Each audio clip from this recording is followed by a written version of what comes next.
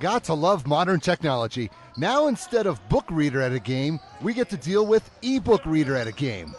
Number 2 Lovell at Tongue River, first quarter. Lovell wearing the blue, and after a turnover by both teams, Dylan Holtgren will get the scoring started, and that gets the Bulldogs on the board first, up 2-0. Tongue River did not take long to answer back. Stephen Yellowtail stops, pops, and gets a friendly bounce off the rim before that ball drops in. The score is now tied up at 2. The Eagles were flying early on. Actually, Yellowtail was, because he was doing all the scoring. Here he'll soar for another basket, and that has his team out to a 7-2 lead. But the Bulldogs were not going to lay down for long. This is Colin May, and he may do shots like this quite often. That would put the visitors back on top by a count of 9-7. And then there's the matter of the big dog in the house. Cody Savage, a 6'6" junior. 16 points for him, not a bad day at the office. The score is now 11-7.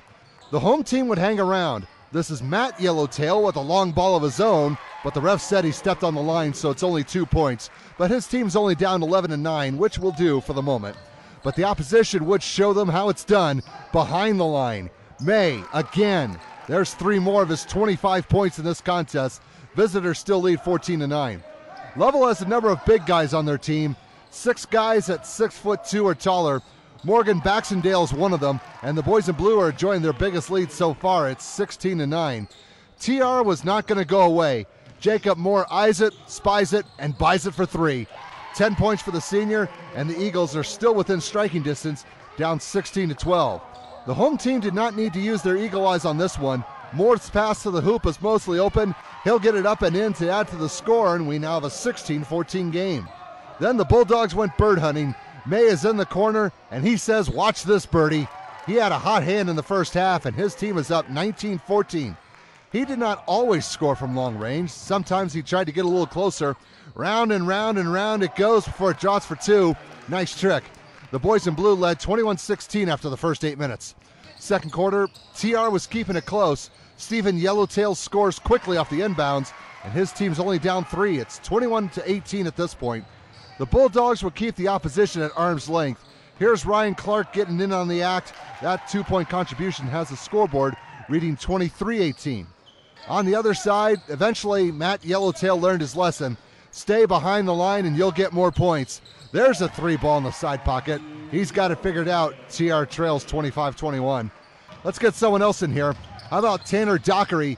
He'll add to the cause with 13 of his own points, but his team's still down 29-23. The opposition, though, was starting to stretch their lead and their leash. Holtgren is digging something up, and he found it. 3 of them. The lead is up to 7 at 32-25. There was someone on the floor trying to make a fashion statement. Check out the shoes on Colin MacArthur. He sees blue, and he's making the opposition see that color as well. Lovell is up 38-27 going into the locker room. Third quarter, not a whole lot of excitement going on. Things went slowly back and forth for the most part. Here's McKay May introducing himself into the game with a little off-balance jumper. The boys in blue have a 15-point cushion, leading 44-29. TR kept trying, but the comeback trail was a pretty long one. Here's Dockery with a nice drive and finger roll finish. He'll get the whistle and one more try for his efforts, but the Eagles are still down 44-33. Here's another good play involving the senior, and this time it involved a little defense. Sweet move at the end to get around the defender. The home team was down 49-42 going into the final 8 minutes, which is the closest they've been in quite some time. Fourth quarter, Lovell is not going to let the opposition get any closer. May is wide open, and he'll strike again.